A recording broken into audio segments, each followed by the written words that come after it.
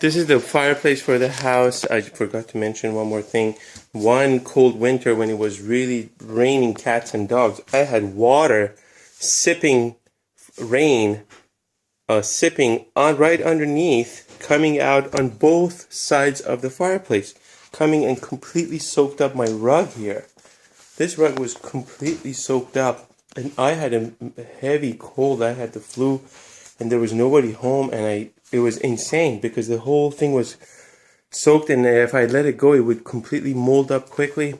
It turns out that the whole back of the house needs to be clean of all leaves and everything. Otherwise, the water will not really flow back and out the drain that way. The drain is always clogged. The path is really not slopey enough, and it's tons of leaves and everything.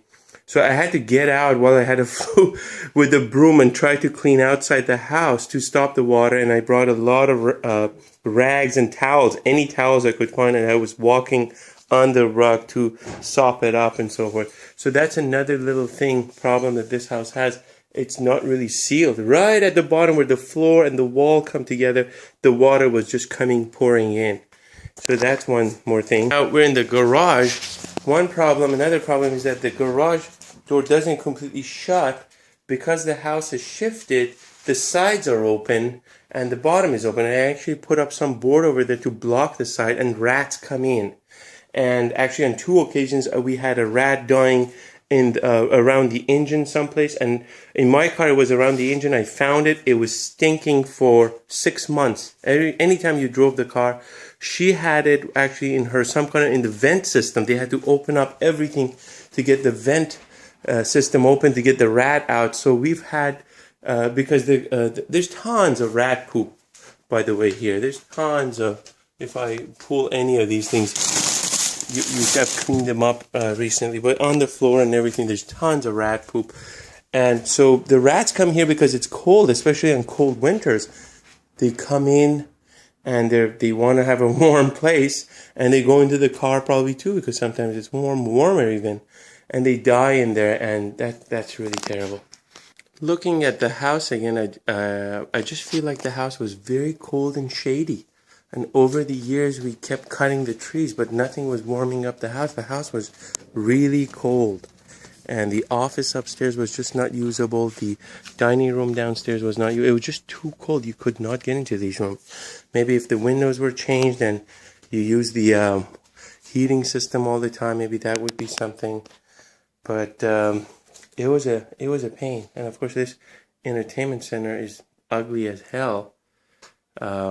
They wouldn't let us remove it. I mean, it's some storage, but it's just ugly. At least it should be painted, I think. Very old school. But here, the fireplace is beautiful.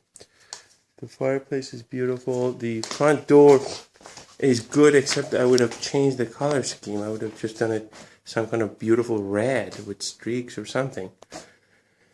What else? Actually, yeah, for the garage, you can see if you go in the front, the whole driveway has shifted, and there's all kinds of elevation problems. I think somehow rats get into the coat closet in front of the house too. So when you look in the coat closet in the front, sometimes it stinks, both of them. And I don't know how the heck they get in there, and they die in there or something. I don't think rats die in there, but you smell something strange in there. The house was also filled with silverfish that really bothered us. We didn't take it too seriously, but so many of my Italian, I bought so many Xenia suits in Italy, in Rome. A few of them were damaged completely here because of the silverfish and the moth. There's tons of moths in this house. For example, this rug that we have, this Persian rug, I found out that the maids were not moving the table. I don't know if you can see or not. The pile is gone. There's nothing left. They've eaten through this.